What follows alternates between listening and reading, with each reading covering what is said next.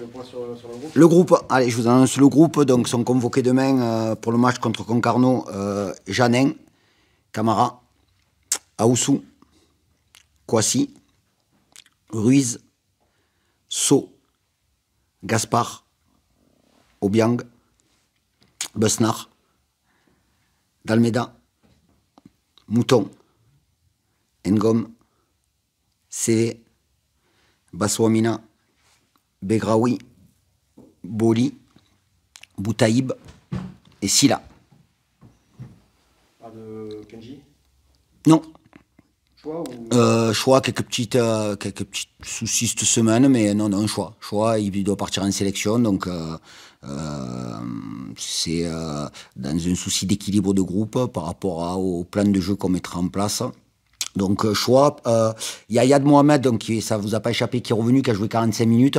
Ça a été une source d'interrogation pour moi par rapport au match de demain, mais je souhaite que le protocole soit respecté, qui est mis en place par le médical, c'est-à-dire que l'idée, il a eu l'autorisation de partir avec sa sélection, il fallait qu'il joue 45 minutes le week-end dernier, 60 minutes demain, pour pouvoir partir en sélection. Donc c'était prématuré peut-être de le prendre, même si j'aurais pu effectivement le prendre par rapport à sa semaine, par rapport aux 45 minutes qu'il a effectué le week-end dernier, mais on va pas brûler les étapes, même si ça aurait pu être fait, je le répète encore une fois. Ousmane, tu nous confirmes Kanté fin de saison? Ouais, alors Ousmane, il doit malheureusement subir une intervention chirurgicale mardi pour une lésion à l'adducteur, et oui, je vous confirme, fin de saison pour Ousmane. La lésion à date du dernier match ou de l'entraînement? Ousmane? Oui. Non, il est revenu il y a 10 jours et la douleur était toujours présente et il s'avère que ça a confirmé une lésion plus importante que ce qu'on avait prévu au départ, quoi. Et Yann Mohamed joue avec Castagny ce week-end, non? Oui, 60 minutes. Okay. Bon, t'as beaucoup, pour parler du match, tu as beaucoup évoqué le côté tournant ces derniers matchs. Quel qualificatif tu peux... Non, je rebondis sur les propos d'Obi. Aujourd'hui, on peut considérer que c'est deux équipes qui ont une grande envie d'avancer sur le plan comptable, donc qui ont l'ambition, notre adversaire de demain comme nous, d'aller chercher les 3 points. C'est une équipe qui performe un peu plus à l'extérieur. Alors, de part aussi le fait qu'ils jouent tous les matchs à l'extérieur, puisqu'à domicile, ils sont jamais vraiment à domicile. C'est une équipe qui a gardé son ADN de la saison dernière et des saisons précédentes quand elle évolue en national, c'est-à-dire une équipe très joueuse, avec des joueurs, des profils de joueurs très techniques, qui a en capacité justement de trouver des équilibres, qui a une très bonne maîtrise du ballon. Donc effectivement, une équipe de qualité, mais oui, alors je sais pas si oui, on peut parler. Alors c'est pas encore le sprint final puisqu'il y a la trêve internationale et on pourra considérer qu'après cette trêve internationale, on sera dans le sprint, mais l'idée c'est de se mettre dans la meilleure position possible pour justement affronter ce dernier sprint. Henri, il a parlé de finale, de 10 finales qui vous attendaient, tu le reçois comme ça? Ouais, 10 finales, c'est bien. Je croyais que demain c'était la finale. Ouais, non, je trouvais que c'était un peu prématuré. Mais effectivement, au-delà de prendre des métaphores comme ça, c'est au niveau de l'état d'esprit et de l'envie initiale avant de débuter le match. On doit considérer ça comme il a évoqué, ouais, effectivement. C'est la deuxième fois en 2 semaines du coup que vous rencontrez le premier relégable avec 4 points d'avance sur eux. Mmh. C'est une deuxième chance. Est-ce qu'on n'a pas toujours la chance d'avoir... On a notre destin en main. Voilà, aujourd'hui on est à 10 journées de la fin, notre destin est en main, on a 37 points. Donc l'idée c'est de prendre conscience de ça, mais de ne pas rentrer dans une espèce d'affolement, quoi. Voilà, il faut amener aussi, faut qu'on soit en capacité d'amener de la sérénité. Le plus gros danger dans ce genre de situation, mais ça ne nous concerne pas qu'à nous, c'est d'avoir de la crainte et de la peur. Je sais qu'on a évoqué ensemble cette semaine, mais il y a aucune raison d'avoir de la crainte ou de la peur. Au contraire, c'est un très bon match à jouer. L'idée aussi, c'est de renouer avec la victoire au Noustecamp, puisque le seul match qu'on a gagné là ces dernières semaines, c'est à Grenoble. Donc effectivement, on a tous envie de renouer et de pouvoir de nouveau partager une victoire avec notre public, en sachant que le plus grand groupe de supporters fête son anniversaire, donc ça leur permettrait aussi d'avoir un joli cadeau. C'est un équilibre qui est fin, qui est délicat, ça, Nicolas, à la fois entre la sérénité et puis de quand même avoir le petit supplément qui fait que... Alors, c'est la sérénité n'empêche pas les montées d'adrénaline. Voilà, l'adrénaline, c'est quelque chose qui doit nous habiter quand on est compétiteur. Effectivement, j'espère qu'elle sera encore plus présente pour ces 10 derniers matchs. Mais oui, mais ça n'empêche pas de pouvoir être serein dans ce qu'on imagine, dans le plan de jeu qu'on veut mettre en place. Et il faut bien entendu être relâché et serein, mais ça n'empêche pas d'avoir de la concentration, de la détermination et de l'adrénaline, comme je l'évoquais en premier. Il y a quelques semaines, suite au match de Kerem, vous aviez indiqué qu'il fallait donc éviter de se réveiller en avril et que l'équipe donc jouait le maintien. Donc là, on est quelques semaines après. Malheureusement, il n'y a pas eu de bons résultats depuis. Qu'est-ce qui, à votre avis, du coup... Il y a eu la victoire de Grenoble. Après Kerem. Ouais, non, mais j'entends ce que vous dites, je comprends tout à fait. Donc l'idée c'est pas de switcher, parce qu'à partir du moment où on connaît un objectif, il faut jamais le perdre de vue. Mais effectivement, certains résultats ont pu nous amener tous à imaginer un destin différent de ce qu'on avait pu imaginer quand on a démarré le championnat au mois d'août. Mais aujourd'hui, à 10 journées de la fin, avoir 37 points, alors je ne fais pas de la méthode Coué, attention, hein, mais avoir 37 points à 10 journées de la fin, on est dans le tableau de marche d'une équipe qui veut se maintenir. Donc c'est pour ça que je parle aussi de sérénité et avoir la capacité mentale justement à être vraiment focus sur cet objectif-là face aux différents adversaires qu'on va confronter dans les semaines à venir, et en particulier cette équipe de Concarneau qui elle aussi est préparée à jouer un maintien jusqu'à l'ultime journée, parce que ça fait partie de ses objectifs. Et effectivement, demain on rencontre une fois de plus une équipe qui a l'objectif initial le même que le nôtre. Tu disais tout à l'heure qu'il n'y a pas de raison d'avoir peur, Pourtant, quand je regarde ton équipe jouer ces dernières semaines, j'ai l'impression que... Inhibé. Ouais, il faut faire en sorte de lever cette inhibition qu'il y a pu avoir sur la première mi-temps contre Malherbe, sur le match en général la semaine dernière. Ces choses-là, elles se font dans la semaine. Donc après, c'est toujours difficile. On peut avoir un sentiment par rapport à la semaine qu'on vient de passer, par rapport aux séances d'entraînement, par rapport aux attitudes collectives. Mais on peut jamais connaître la vérité de ce qui va se passer pendant un match. Mais l'idée, justement, c'est de pas être inhibé, quoi. Il n'y a aucune raison d'être inhibé. Je posais une question à Johan sur Ange Aoussou. Oui. On en a parlé tous les deux. Il dit que c'était un match typiquement un match pour qu'il s'affirme, ce match de Concarneau. Tu es d'accord avec ça? Quel regard toi tu portes sur ça? Alors Ange est dans une période, une bonne période. Voilà, une bonne période. Un joueur qui est dans une bonne période, il y a toujours de la frustration que son équipe n'ait pas les résultats, parce que c'est toujours plus facile pour un jeune justement de pouvoir passer ces paliers-là dans une équipe qui gagne, mais même dans une équipe qui est en dette de résultats, ça doit aussi lui permettre de passer un palier sur le plan psychologique, sur sa façon de préparer ses matchs, son engagement et son investissement au quotidien. Son investissement au quotidien est très bon depuis là environ 6 semaines. S'il a joué, c'est pas un hasard, c'est que les semaines qu'il fait sont bonnes. Le match de demain, sur les propos d'Obi, effectivement, il parle plus peut-être de régularité dans la performance et d'avoir de savoir s'imposer sur le plan défensif, mais j'ai pas de crainte là-dessus aussi. Qui partent en sélection, c'est intéressant aussi pour toi? Ouais, c'est toujours. Alors après, il y en a beaucoup qui partent quand même, donc j'aurais aimé en garder peut-être un peu plus, mais pour les jeunes joueurs, Ange, Oumar, Yanis, donc ces jeunes joueurs-là, la sélection, ça leur apporte de façon très rapide un peu plus d'expérience, en sachant que si on parle de Ange à Oussou, il va jouer contre l'équipe de France, donc ça va y permettre aussi de se jauger par rapport à une sélection de très bon niveau.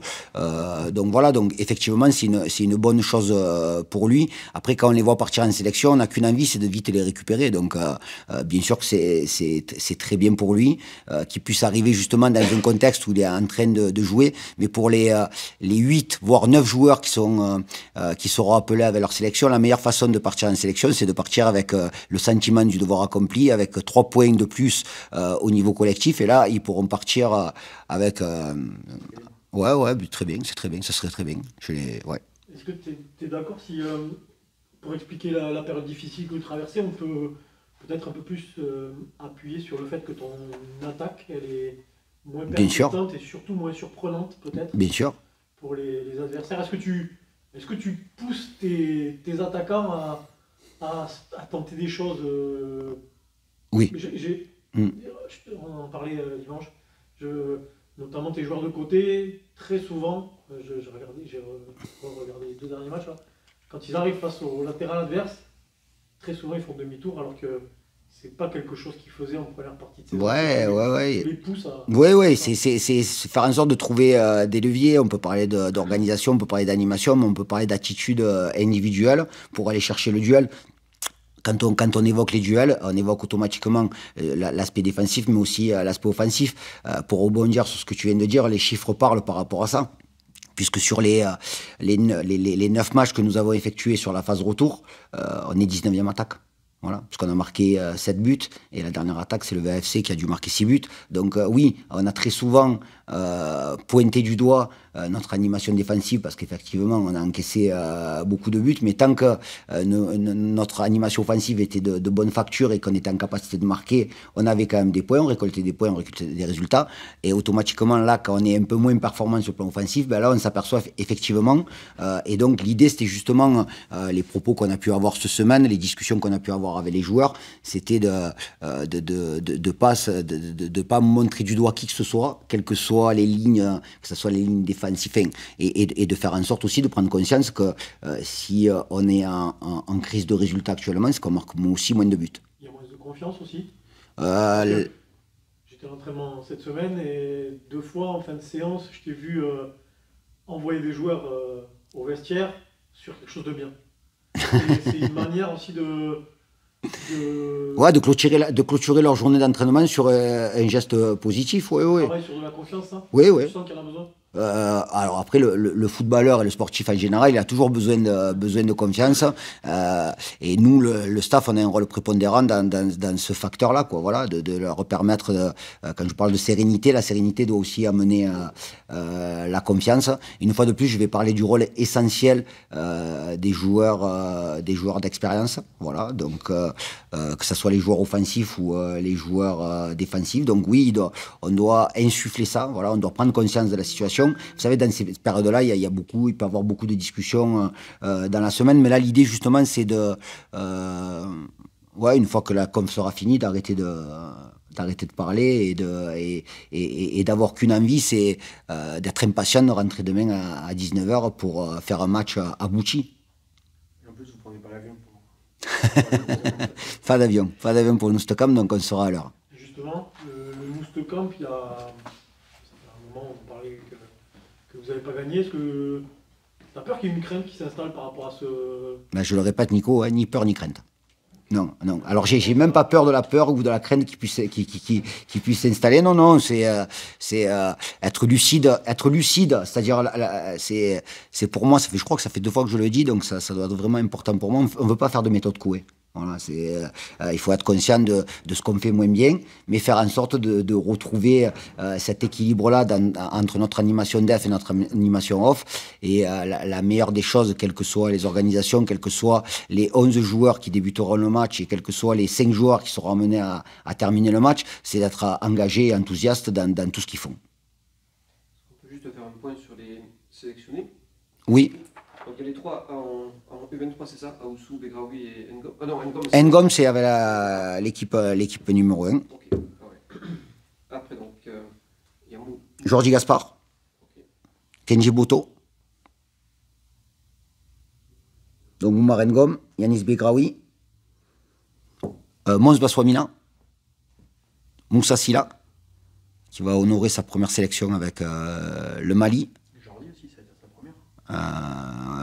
Peut-être, ouais, certainement, je sais pas. Il avait passé papier. Ah ben voilà. Et ensuite, on a Yad Mohamed. Alors Yad, c'est encore différent puisqu'on sait que c'est un garçon qui arrive d'une longue blessure. Mais j'ai discuté longuement il y a 10 jours avec le nouveau sélectionneur des Comores. Comme les équipes internationales africaines sont dans une période justement où c'est une fenêtre de tir pour reconstituer les groupes, puisque les qualifications pour la Coupe d'Afrique et la Coupe du Monde commenceront à partir de juin. L'envie du sélectionneur, c'était de pouvoir le mettre dans le groupe, faire connaissance avec lui, en sachant très bien que le sélectionneur des Comores connaît très bien la situation de Yad, et il sait très bien que c'est un joueur qui arrive d'une longue blessure. C'est qui le sélectionneur des Comores? Alors, j'arriverai pas à dire le nom, je veux pas l'écorcher, c'est un sélectionneur italien qui parle très bien français. Stefano Cousin. Voilà, exactement. Voilà. Amir Abdou, tu l'avais connu à Marseille? Alors, je ne l'ai pas connu à Marseille, je l'ai connu quand il était sélectionneur des Comores, mais à l'époque où j'étais à Marseille Consolat, j'avais, je crois, 5 ou 6 joueurs qui étaient internationaux comoriens, à une époque où les Comores n'étaient pas développés comme elles peuvent être développées aujourd'hui, la sélection. Il n'y est pas pour rien. Il n'y est pas pour rien, il a fait du très très bon travail. C'est vrai qu'à cette époque-là, l'épicentre de la sélection des Comores, c'était pas forcément aux Comores, c'était à Marseille. Puisque chez nous, non, mais c'est la plus grande communauté qui vit à Marseille, puisqu'il y a environ 200 000 Comoriens à Marseille. Et donc automatiquement, ça fait un vivier très important de joueurs qui peuvent à un moment donné intégrer la sélection. Merci Nicolas. Merci. Merci à vous. Un petit point tout personnel, comment ça va physiquement? Cet arrêt forcé. Ça va. Moi, j'ai repris du rythme. Ouais, j'ai eu, on va dire, un mois assez galère. Mais là, tout va bien depuis 15 jours, on va dire. Ça y est, je commence à retrouver des bonnes sensations. Et puis, bon, c'est revenu assez vite. Donc, non, ça va, tout va bien. Le coach était content de ta rentrée. Toi, d'un point de vue individuel, tu te sentais comment? Oui, malgré la défaite, sur le point de vue personnel, j'étais content de faire une rentrée comme ça. Ça s'est bien passé. On a essayé d'apporter un plus. Malheureusement, on n'a pas pris le point du match nul face à Caen. Après, j'ai pu enchaîner la semaine dernière face à Dunkerque, où ça a été, où sur la fin de match, j'ai eu une baisse un peu physique, ce qui était normal. Mais là, ça va, je me sens bien. On a fait une semaine, on va dire, assez sérieuse. On a conscience que le match de demain va être très important. Et voilà. C'est un tournant clairement demain pour vous, quand vous voyez comment? C'est pas forcément un tournant. C'est un match qu'il faut aborder le plus, on va dire, le plus déterminé possible. C'est un match à enjeu. C'est pas forcément un tournant encore parce qu'il reste beaucoup de matchs. Mais c'est un match à enjeu. C'est-à-dire que demain, il va falloir mettre les ingrédients pour pouvoir gagner le match pendant 95 minutes. C'est la deuxième fois du coup de suite que vous jouez contre le premier relégable avec 4 points d'avance. Vous considérez ça comme une deuxième chance après la chute à Dunkerque? Oui, on va dire que dans le championnat ou même sur les matchs précédents, on a eu beaucoup de chance, malgré des résultats négatifs. On est resté quand même pas mal de temps bien classé, malgré nos performances moins bonnes. Et là, oui, je pense que c'est clairement une deuxième chance. Donc c'est comme j'ai dit précédemment, c'est à nous de saisir cette opportunité pour retrouver un élan positif, renouer avec la victoire, surtout à domicile aussi, parce que ça fait un moment qu'on n'a pas gagné. Et voilà, donc comme j'ai dit précédemment, il va falloir qu'on fasse un match solide et déterminé pour prendre les 3 points, pour saisir, on va dire, cette deuxième chance qu'on a de prendre des points sur les équipes qui sont derrière nous. Ouais, comme tu dis, ça fait plus de 100 jours que vous n'avez pas gagné le Moustocamp. Ça commence à vous peser un petit peu. Tu sais que ça entraîne une forme de pression? Non, il n'y a pas forcément de pression, mais je dirais au-delà de la victoire, c'est surtout les ingrédients qu'on a mis sur les matchs à la maison qui n'ont pas toujours été bons, on va dire. C'est surtout ça que je pense qu'il faut que l'équipe retrouve, qu'il faut qu'on retrouve, pour que justement aussi après le public se retrouve aussi derrière nous. Et on a vu que sur la première partie de saison, dès qu'on a mis les ingrédients, on a réussi à renverser des résultats, à revenir à des scores, et le public est avec nous. Et c'est surtout ça qu'il faut qu'on retrouve demain. Donc on a préparé la semaine pour, et on est focus sur comment faire pour prendre les 3 points demain. L'équipe de Concarneau qui vit une saison particulière parce que leurs matchs à domicile ne sont pas à domicile. En revanche, elle est pas mal à l'extérieur. Elle est 7e au classement de Ligue 2. Elle sort de 2 performances positives, une victoire et un nul. Quel regard tu portes sur leur capacité à l'export? Déjà, d'avant tout, c'est une très bonne équipe de football. Le coach, ce que met leur coach en place, c'est vraiment très très intéressant. C'est une équipe difficile à jouer parce que c'est une équipe avec une très très grosse possession, donc, et que ce soit à l'extérieur ou à domicile. Donc voilà, de toute façon, comme toutes les équipes qu'on a rencontrées dans la deuxième partie du championnat, il faut qu'on a un regard attentif sur ce qu'elles font, parce que autant les équipes savent maintenant un peu nous contrer sur nos forces, mais nous aussi, maintenant, il va falloir qu'on les contre sur leurs forces à elles. Donc, on sait que demain, ça va être un très gros match et il va falloir être présent. J'ai une question sur un de tes coéquipiers qui est monté en puissance ces dernières semaines. C'est Anja Oussou. Quel regard toi, tu portes sur sa progression? Ange, c'est un jeune avec beaucoup de qualité. Il a un poste où il doit s'imposer. On doit s'imposer naturellement, en fait. Il doit dégager beaucoup plus, et il peut encore beaucoup plus. C'est bien qu'il enchaîne les matchs. Ça lui permet aussi de voir les axes de progression qu'il a à faire. Donc maintenant, il sort de bonnes performances. Il a encore des axes à améliorer, mais nous, on est là pour l'aider. Et justement, un match comme demain, il va devoir répondre présent pour montrer que sur les derniers matchs qu'il a fait, que maintenant, voilà, il est bien présent dans l'effectif, bien présent dans le 11, pour montrer aussi toutes ses capacités. C'est dans les duels, c'est dans la voie, comment est-ce qu'il doit s'affirmer? Non, à ce poste-là, c'est particulier, en fait. C'est des interventions où tu montres en fait, à ton adversaire, au public, que tu es présent pendant tout le match. Je vais prendre sur les défenseurs qu'on a, par exemple. On sait que Kouas, dans les 1 contre 1, des fois, s'il doit arracher, s'il doit mettre la semelle, il le fait. Et déjà, ça montre une certaine autorité, là où Ange doit gagner. Et après, au-delà de ça, dans la communication, mais ça viendra avec le temps. Et mettre encore plus en avant ses qualités, parce qu'il a une qualité de relance très bonne et très impressionnante, dont il doit prendre conscience. Donc voilà, mais un match de demain, pour lui, je pense que ça va être un match où il va devoir montrer, justement, parce que c'est un match important pour nous et pour le club. On a l'impression que, le capitaine d'ailleurs a dit, il reste 10 matchs, 10 finales. On a l'impression que là, donc, cette dernière ligne droite de championnat, pour toutes les équipes, va encore plus faire appel au mental. Est-ce que c'est aussi ton avis, et comment est le mental du POFC en ce moment? Bien sûr. Déjà, oui, de toute façon, on va dire. Après, quand il reste 10 matchs, peu importe les positions des équipes, le championnat, ta fin de championnat se termine par l'aspect mental de ton groupe. C'est-à-dire que tu joues le maintien, que tu joues la montée, que tu veux jouer les barrages. Il faut aller chercher un regain mental de ton effectif pour pouvoir performer, parce que tout le monde va être à bloc, tout le monde est à bloc. Aujourd'hui, voilà, on passe une période un peu délicate au niveau des résultats, mais le groupe est conscient des enjeux qu'il y a. Et comme je l'ai dit depuis plusieurs semaines déjà, tout le monde sait l'enjeu qu'il y a derrière les résultats négatifs qu'on a pu avoir. Donc l'aspect mental du groupe, on va dire, je ne vais pas dire que je ne suis pas inquiet, mais je sais que tout le monde est conscient et tout le monde veut montrer et prouver, parce qu'en fait le foot c'est constamment ça, c'est montrer, prouver qu'on peut être performant et qu'on doit être performant et qu'on peut revenir même dans ce championnat, parce qu'on l'a vu que l'équipe qui réussit à faire 2-3 victoires, elle remonte positivement. Donc voilà, l'aspect mental du groupe, les défaites font mal à la tête, mais personne n'est abattu.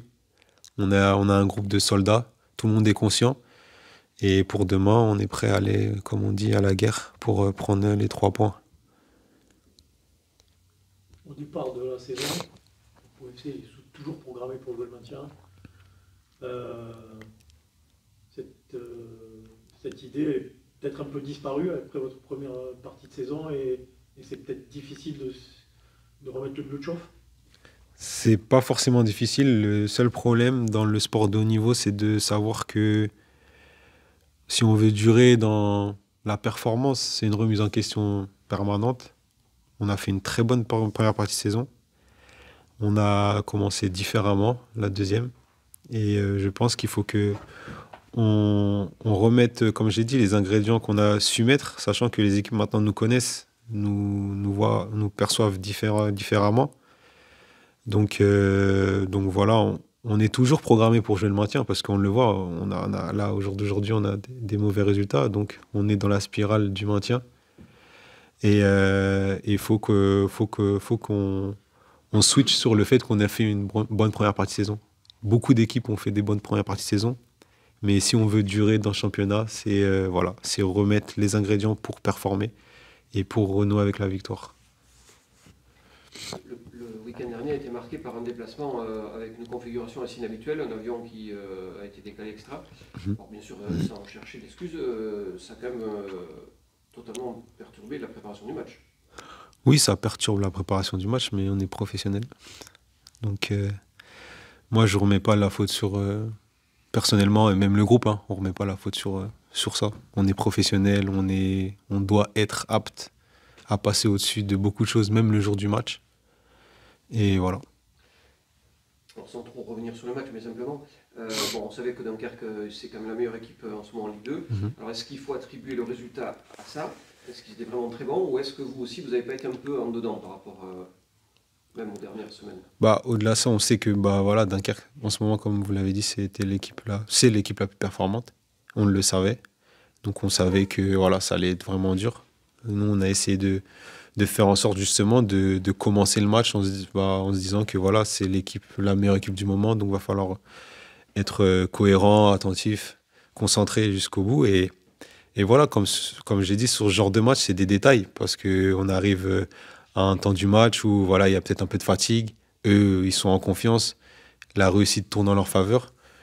Donc ce que je dirais, c'est que faut qu'on reste concentré pendant 95 minutes. Un match, c'est 95 minutes. On l'a vu encore à domicile face à Caen. On réussit à revenir à 2-1. C'est pas parce qu'on est à 2-1 et qu'on est dans un temps fort qu'on doit baisser en concentration, baisser en exigence tactique, baisser en exigence technique. Non. Demain, le match, ça va être 95-97 minutes. Il va falloir être concentré du début à la fin, de l'exigence du début à la fin. Parce qu'un match de haut niveau, il se gagne pas sans ça. Il ne se gagne pas sans ça. Et si on a, entre guillemets, peut-être perdu un peu des points, c'est peut-être aussi parce qu'on a, au bout d'un moment, sur certains temps de jeu, on a manqué d'exigence collective. Donc voilà. Au niveau de cette trêve internationale, oui. Toi donc... Je reste à Pau. Merci. Merci.